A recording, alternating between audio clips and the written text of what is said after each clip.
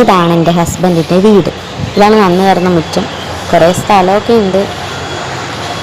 ഞങ്ങൾ ഇടയ്ക്കൊക്കെയാണ് അവിടെ പോവാറ്. ഞങ്ങൾ ശരിക്കും എൻ്റെ വീടിനടുത്തൊരു വാടകയ്ക്കാണ് താമസിക്കുന്നത്. ഇപ്പോഴും വലിയ ഇഷ്ടമൊന്നുമില്ല, പിന്നെ ഒരു അഡ്ജസ്റ്റ്മെൻറ്റിൽ അങ്ങനെ പോകുന്നു. ഇടയ്ക്കൊക്കെ നമ്മൾ അവരുടെ വീട്ടിൽ പോകാറുണ്ട്. പിന്നെ ഇപ്പോഴാണെങ്കിൽ അച്ഛൻ മരിച്ചതിന് ശേഷം നമ്മൾ ആഴ്ചയിൽ പോവും. എനിക്കാണെങ്കിൽ അമ്മയുടെ ഒപ്പം, ഇപ്പം അമ്മ അവിടെ ഒറ്റയ്ക്കുള്ളതുകൊണ്ട് അമ്മയുടെ ഒപ്പം നിൽക്കണമെന്നാണ് താല്പര്യം. ഇതാണ് ചേട്ടായുടെ മുറി, അതായത് ഞങ്ങളുടെ മുറി. ഈ മുറി ഒന്ന് നോക്കിക്കേ.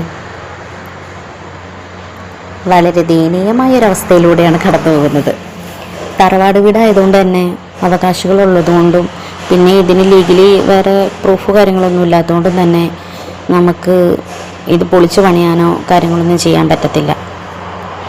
അതുകൊണ്ട് തന്നെ എനിക്കവിടെ നിൽക്കാനും തീരെ താല്പര്യമില്ല.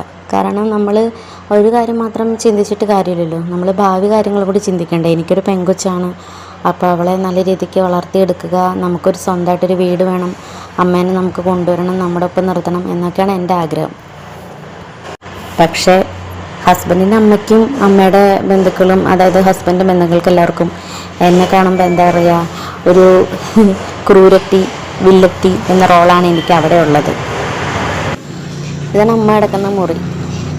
ഈ മുറിയൊക്കെ എന്താ പറയുക, നമ്മൾ നല്ല രീതിക്ക് മുറി കണ്ടോ, എനിക്ക് വളരെ വിഷമമാണ് അവിടെ ചെല്ലുമ്പോൾ എപ്പോഴും.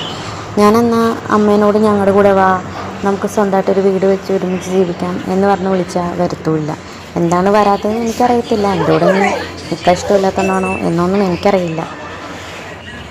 എനിക്കെന്തോ അവരുമായിട്ട്, അവിടുത്തെ വീടുമായിട്ട് എനിക്കങ്ങോട്ട് പൊരുത്തപ്പെട്ട് പോകാൻ തീരെ താല്പര്യമില്ല.